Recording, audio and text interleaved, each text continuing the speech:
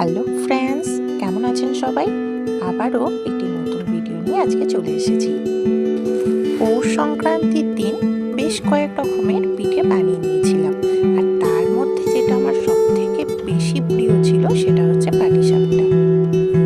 পাটিসাপটা খেতে ভালোবাসলেও সেদিন খুব একটা পাটিসাপটা খেতে পারিনি। বেশ কয়েক রকমের পিঠে বানিয়ে রীতিমতো ক্লান্ত হয়ে পড়েছিলাম, সেই কারণে খুব বেশি পাটিসাপটা খেতে পারিনি। পাটিসাপটা খেতে এত ভালোবাসি, আর একটা পাটিসাপটা খেয়ে কি আর মন ভরে? তাই বেশ কয়েকদিন ধরেই ইচ্ছা হচ্ছিল পাটিসাপটা খেতে।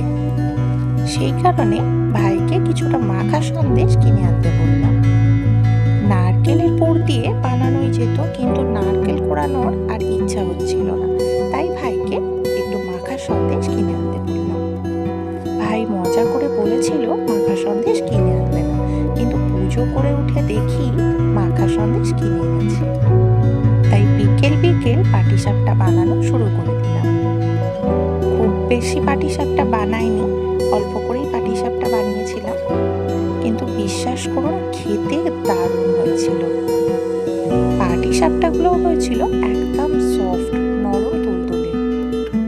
সমস্ত পাটিসাপটা বানিয়ে নিয়ে আগেই প্লেটে দুটো পাটিসাপটা নিয়ে আমি খেতে বসে গেলাম। পাটিসাপটাগুলো খেয়ে না জাস্ট মনটা ভরে গেল, তাই আপনাদের সঙ্গেও ভিডিওটা শেয়ার করে নিলাম। কিন্তু আপনাদের এই ভিডিওটি কেমন লাগলো কমেন্টস করে অবশ্যই জানাবেন। ভিডিওটি ভালো লাগলে লাইক এবং শেয়ার করবেন, এবং আমাদের এই চ্যানেলটিকে সাবস্ক্রাইব করবেন।